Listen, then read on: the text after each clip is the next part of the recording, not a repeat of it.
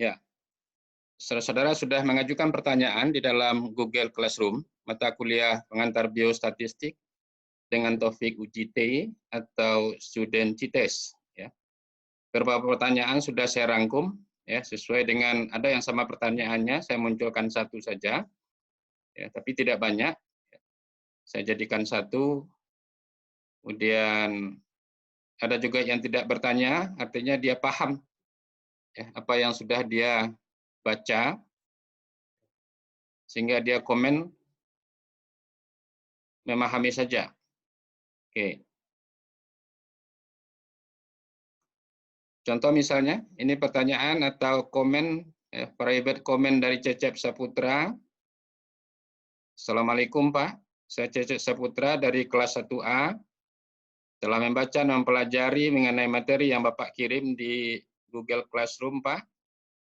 Setelah mempelajari, saya sudah agak paham. Oke. Untuk lebih jelasnya, mungkin Bapak akan menerangkannya besok supaya lebih paham mengenai materi tersebut, Pak. Sebelumnya terima kasih banyak materi pembelajarannya, Pak. Wassalam. Oke. Saya tentu akan jelaskan ada apa-apa yang ditanyakan oleh teman-teman saudara yang lain. Mudah-mudahan ini bisa menambahkan pemahaman saudara. Kemudian kalau saudara juga masih tidak paham, di YouTube juga sudah ada, di PowerPoint ada, di diktat ada, tinggal saudara bagaimana cara mempelajarinya, ya usahakan mempelajarinya berulang-ulang.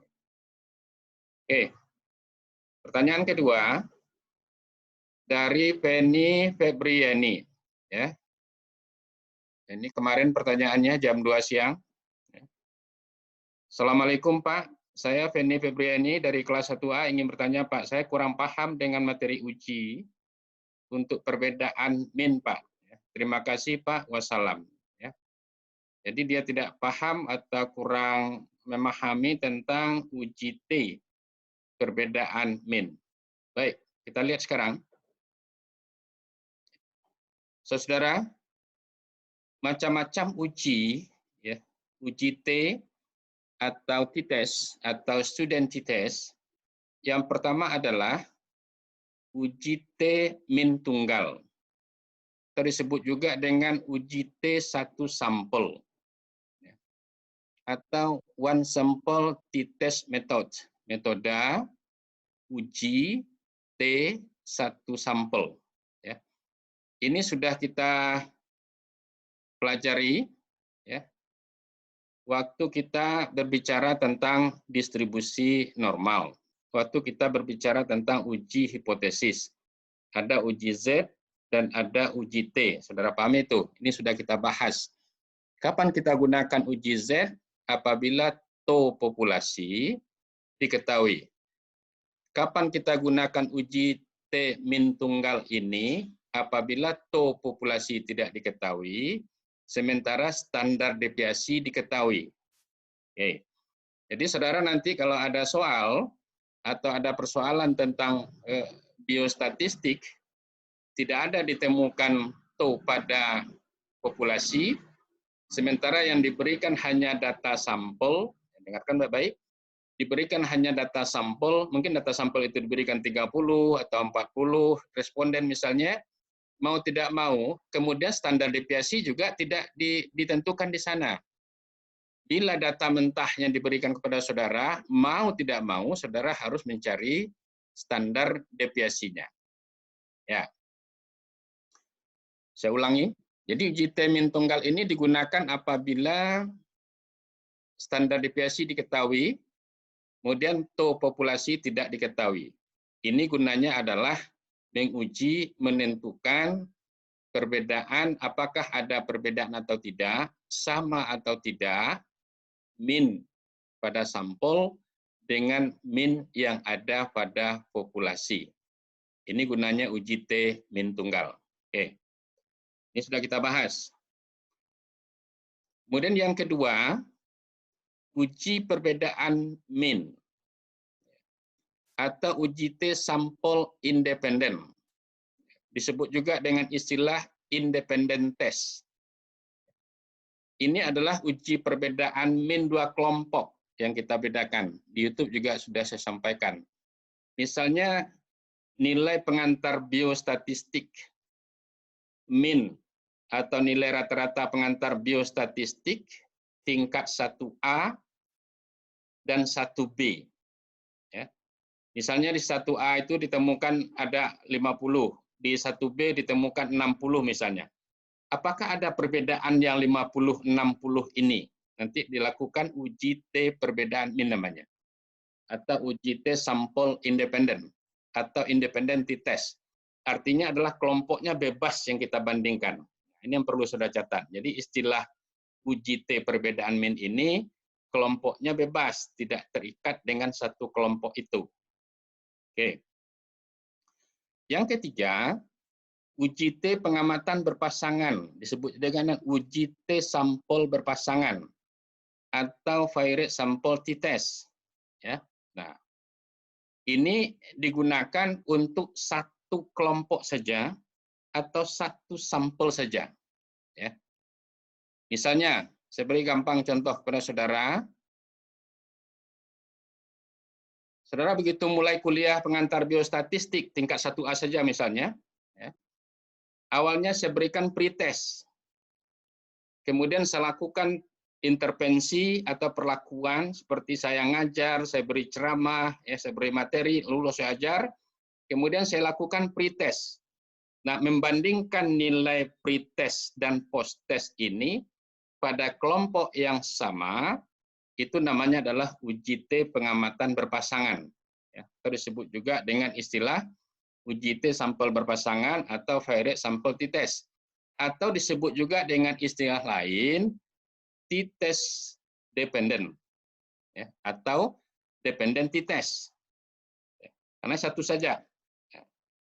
Ini saya ulangi, kalau yang perbedaan min tadi itu ada dua sampel atau dua kelompok yang kita mau bandingkan nanti berbeda atau sama. Kalau dia berpasangan satu itu saja, ya, kelompoknya itu saja, ya, sebelum dan sesudah. Ya, masih ada yang masuk ini. Oke. Ya. Jadi itu yang penting Anda garis bawahi. Uji perbedaan min artinya dua kelompok yang dibandingkan. Oke. Kalau uji T pengamatan berpasangan hanya satu kelompok saja. Ya. Misalnya, contoh lain, ada sekelompok ibu yang gemuk misalnya, ya, kita timbang berat badannya, lalu sudah timbang berat badannya, kita catat datanya, ya, kemudian kita berikan program diet, nggak sebulan atau 2 bulan. Setelah itu diukur lagi berat badannya. Kemudian kita membandingkan rata-rata berat badan sebelum diet dibandingkan dengan rata-rata berat badan setelah diet. Itu namanya uji T pengamatan berpasangan. Oke, mudah-mudahan bisa menjawab pertanyaan saudara. Berikut pertanyaan dari saudari Intan Afriliandini Mulia. Ini juga kemarin pertanyaan diajukannya. Assalamualaikum Pak, saya Intan Afriliandini Mulia Lokal 1A. Ingin bertanya Pak, ke dalam uji T untuk min tunggal ada nilai V value Pak. Saya kurang paham dengan menentukan nilai V, ya, atau V value tersebut Pak. Terima kasih Pak, wassalam. Anda kembali lagi kepada materi kita uji hipotesis. Ya. Bagaimana menentukan nilai V itu? Kita menentukan dengan nilai Z. Ya. Umpamanya, ya, ini kita anggap adalah nilainya 0 di sini. Ya. 0 di sini. Nanti tambah dengan 1 standar deviasi, tambah 2 standar deviasi, nilai alfanya itu berapa? Ya.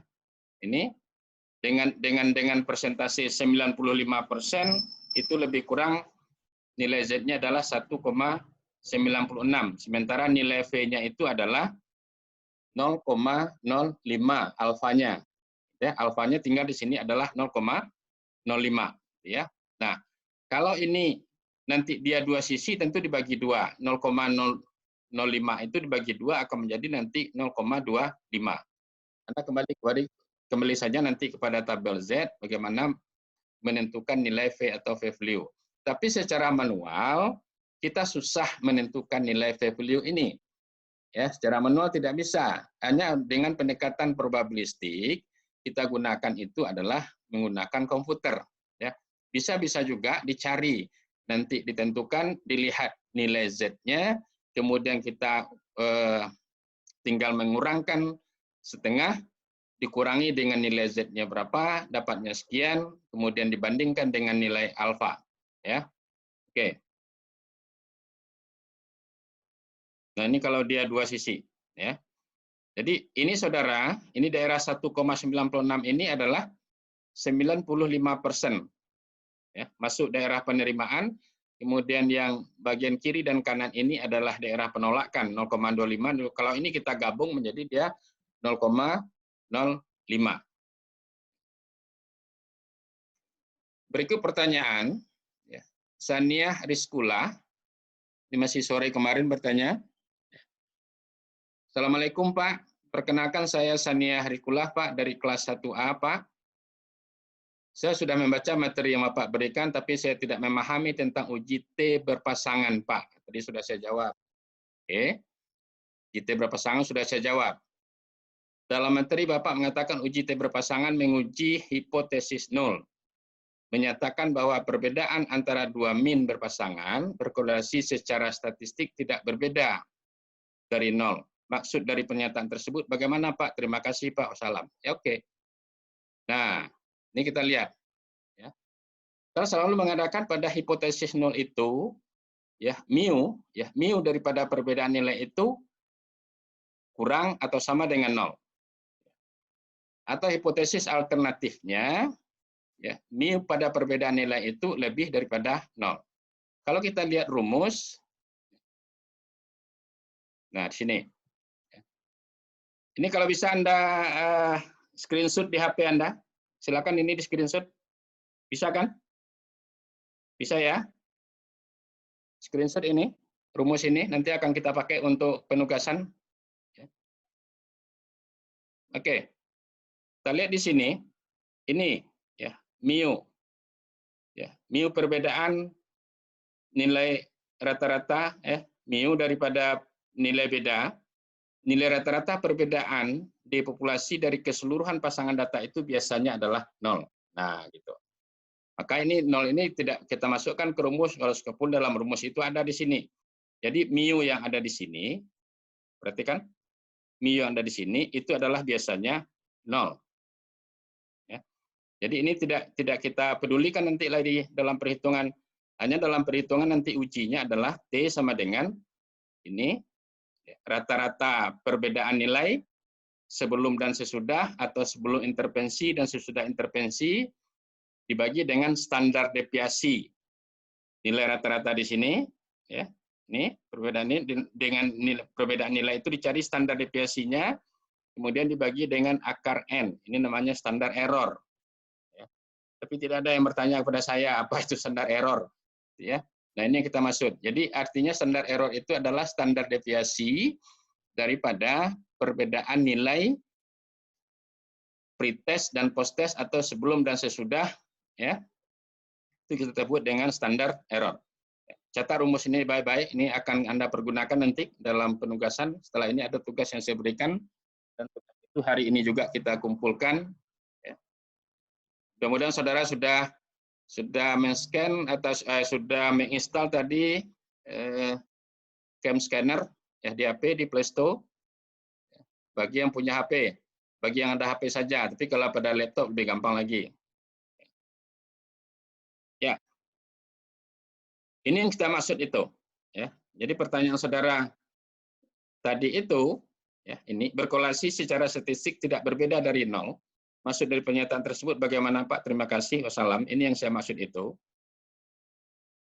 Barangkali saudara membacanya di diktat, ya, dalam rumus dinyatakan seperti ini, ya, mu perbedaan nilai, ya, katakanlah nilai pretest dan posttest atau nilai sebelum dan sesudah atau nilai sebelum intervensi dan sesudah intervensi. Ini Cecep Saputra kok baru masuk. Oke. Nah, itu biasanya adalah 0. Ya. Saudara, nanti dalam tugas yang saya berikan, Anda harus mengerti dengan mencari nilai beda antara sebelum dan sesudah. Ya. Kemudian yang kedua, Anda harus bisa menentukan nilai rata-ratanya dari nilai beda itu. Kemudian yang ketiga, Anda harus bisa mencari standar deviasi.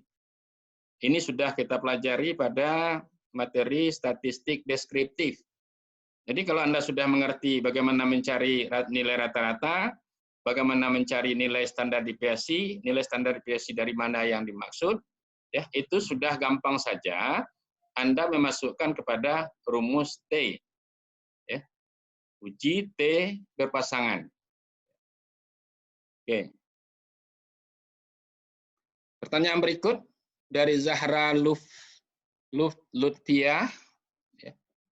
Assalamualaikum Pak, saya Zahra Lutfiah, Pak dari Loka 1A. Pak, saya sudah mulai membaca materi Bapak, berikan Pak, dan saya ingin menanyakan pada sumber materi PDF tentang independent test dan main white new test, Pak. Di sini saya ingin menanyakan pertanyaan dijawab dengan independent test dan main white new.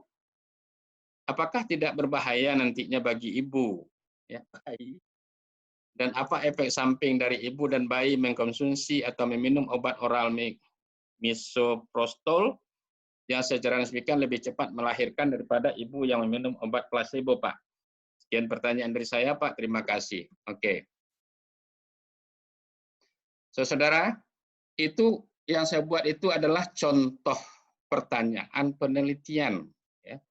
Contoh pertanyaan penelitian yang kita ambil daripada jurnal-jurnal penelitian. Kapan uji T itu digunakan? Ya, untuk pertanyaan penelitian apa? Ya. Pertanyaannya dalam diktat itu, coba saudara baca lagi, ya, research question. Apakah oral misoprostol menyebabkan persalinan lebih cepat daripada placebo? Ini pertanyaan penelitian. Ya. Kalau kita buatkan rumus hipotesisnya ini, gimana? Hipotesis adalah pertanyaan, jawaban sementara atas pertanyaan penelitian. Kita bisa merumuskan pertanyaan, tidak ada perbedaan kecepatan melahirkan antara mengkonsumsi obat oral misoprostol dengan obat placebo. Begitu bunyi hipotesisnya nanti. Itu yang akan kita uji. Oke. Nah, saudara, ini lama-lama dulu orang melahirkan itu supaya cepat melahirkan memang sudah waktunya, sudah bulannya untuk melahirkan, itu istilahnya dipercepat melahirkan, tentu dengan indikasi-indikasi tertentu, ya kondisi ibunya baik, lalu itu diberikan obat ini mempercepat atau menguatkan kontraksi rahimnya, sehingga rahimnya berkontraksi hebat, nah lahir anaknya. Tapi pada kondisi yang betul-betul dikaji dengan baik, supaya jangan membahayakan, jangan terjadi perdarahan sebagainya. Ini istilahnya adalah induksi. Oke. Ini istilahnya adalah induksi. Jadi orang yang sudah masanya akan melahirkan, tapi lama dalam masa melahirkan, dan juga tidak ada untuk indikasi operasi, bisa saja diinduksi, nah diberikan obat ini. Oke. Berbahaya atau tidak? Nah tentu ini dokter yang menentukan indikasinya. Ya, bidan hanya memberikan saja. Oke. Pertanyaan berikut daripada Zulfa Anissa Rahmah. Ya. Assalamualaikum Pak, saya Zulfa Anissa Rahmah, Pak, kelas 1B, Pak. Saya sudah membaca materi yang sudah Bapak share, Pak. Ada yang kurang saya pahami, Pak. Bagaimana jika salah satu data, perhatikan pertanyaannya, bagaimana jika salah satu data yang dikumpulkan dalam uji Yu-Men-Whitney tidak sesuai dengan data sebenarnya? Ini Gina Rahma Fitri masuk keluar gimana nih? Tidak sesuai dengan data sebenarnya, apakah berpengaruh bagi semua data yang ada? Terima kasih, Pak. Ya, saudara, kalau data itu Anda adakan saja, nanti hasil penelitiannya akan bias, akan menyimpang. Artinya kita tidak menyimpulkan yang sebenarnya. Maka di awal-awal perkuliahan sudah saya bilang, jangan berbohong dengan statistik. Ya. Kalau Anda berbohong dengan statistik sebenarnya mudah. Anda kumpulkan saja data sembarangan saja, tapi nanti hasilnya nggak benar. Ya. Jadi apa yang kita ambil inference-nya atau kesimpulannya, atau waktu kita menarik kesimpulan, itu tidak benar kesimpulan kita ambil. Ya. Nah, hati-hati. Ya. Jadi bagaimana? Data itu harus dikumpulkan langsung dari responden. Ya. Harus dikumpulkan supaya data itu valid. Data itu reliable, sah dia. Jadi terjamin validitasnya, terjamin reliabilitasnya. Ya. Jadi tidak boleh ada satu data yang dikumpulkan dalam uji memilih tidak sesuai dengan data yang sebenarnya, harus sesuai dengan data yang sebenarnya. Hati-hati juga, ya, saudara nanti dalam melakukan penelitian, ya, mengumpulkan data-data tembak aja. Saya sering mengatakan di kelas itu data tembak saja tidak benar. Ya, nanti susah dalam menyimpulkannya karena semuanya sudah ada teorinya, sudah ada konsepnya. Berikut pertanyaan dari Hayatul Husna. Assalamualaikum Pak. Sebelumnya terima kasih kepada Bapak yang sudah memberikan pokok bahasan biostatistika tentang studentitas. Saya sudah membaca dan mencoba memahami materi tersebut dan saya berharap pada perkuliahan melalui lab meeting, ya ini yang kita batalkan tadi ya, lab meeting yang sudah dijadwalkan atau menempuh pemahaman pada materi tersebut. Terima kasih. Ini tidak bertanya. Ini ucapan terima kasih. Mudah-mudahan betul Anda paham benar ya apa yang sudah saya sampaikan. Ya. Saya sudah berkali-kali mengatakan tidak perlu juga hafal rumus, tapi mengerti apa simbol-simbol dari rumus itu. Ya, kita bisa buka buku, buka teori, buka catatan untuk mengerjakan statistik yang sifatnya uji statistik. Ya, tapi kalau teori tentu sudah harus ada di kepala Anda. Tapi aplikasinya menggunakan rumus itu, kita boleh saja nanti melihat buku. Ya, saudara nanti ujian akhir semester, nah boleh buka buku. Ya, sudah ada rumah masing-masing kok. Ya, jadi ketika ada rumus, ya, tentu tidak akan saya campurkan soalnya dengan soal objektif yang sifatnya teori. Oke.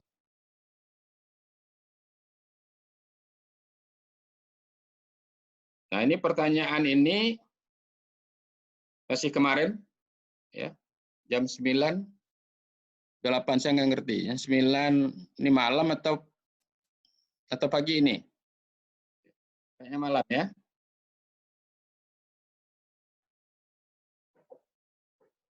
Oke. Muhammad Rif Ibnu mau bertanya? Kalau bertanya nanti.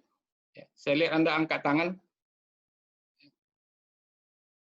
Di HP Anda itu ada raise hand, jadi kalau Anda tekan itu nanti angkat tangan, itu artinya mau bertanya. Oke, silakan nanti bertanya.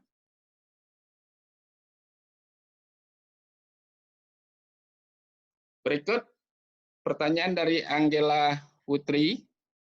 Ini baru tadi pagi. Ya, ini baru tadi pagi. Ingat saudara, email saya itu standby. Jadi siapa yang masuk, jam berapa masuknya, pertanyaan itu selalu bisa saya kontrol. Ya. Karena laptop saya hidupkan terus. Bisa mengontrol. Email masuk itu. Bisa. Ini tadi pagi. Jam 6.58. Ya. Angela Putri. Assalamualaikum Pak, saya Angela Putri dari kelas 1A. Sudah membaca dan memahami materi yang Bapak sampaikan Pak. Terima kasih Pak. Ah, ini sudah paham ya. Nanti kita lihat dalam penugasan saudara. Mudah-mudahan bisa menyelesaikannya dengan baik. Oke.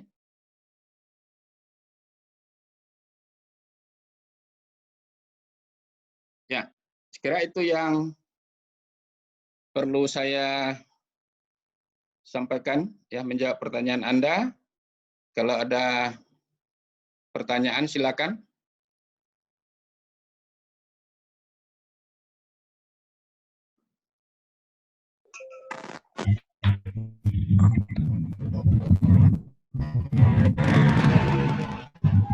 Ada yang bertanya silakan.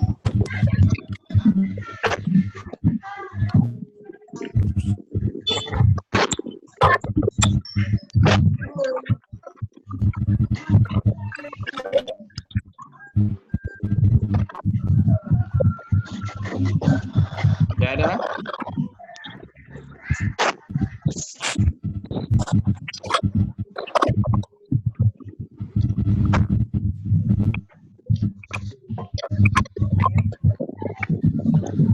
Oke.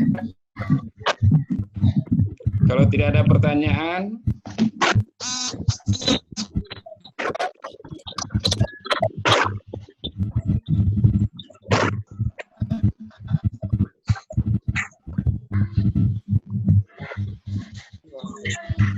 ya, saudara ini tugas. Ya. tugas hari ini dikerjakan.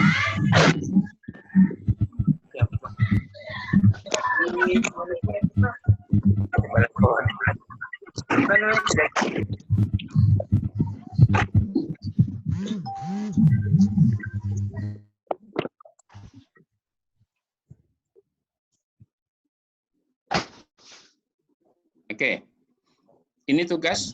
Setelah ini Anda kerjakan, Anda bisa screenshot di HP-nya atau mau dicatat?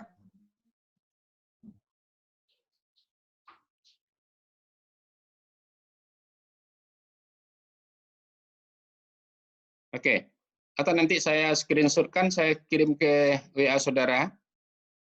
Baik, saya bacakan tugasnya. Tugas, ini ada sebuah penelitian memiliki tujuan ingin mengetahui apakah terdapat perbedaan waktu yang dibutuhkan perawat untuk memasang infus sebelum dan sesudah mengikuti pelatihan. Ini yang saya katakan tadi. Jadi perawat itu diberi kesempatan memasang infus sebelum dilatih, suruh dia masang sendiri. Kita hitung jamnya jam berapa menit dia selesai. Kemudian dilatih, suruh lagi masang infus, berapa menit dia selesai. Ya. Nah, karena itu peneliti mengambil sampel. Sampel yang digunakan di sini adalah sampel acak ya, terhadap 10 orang perawat. Berikut adalah waktu yang dibutuhkan seseorang perawat atas memasang sebelum dan sesudah mengikuti pelatihan. Data berikut dihitung dalam menit. Ini dalam menit. Ya. Ini perawat, ada 10 orang perawat. Ya, perhatikan, ini perawat 1, perawat 2, perawat 3, perawat 4, perawat 5, perawat 6, perawat 7, perawat 8, perawat 9, perawat 10. Oke.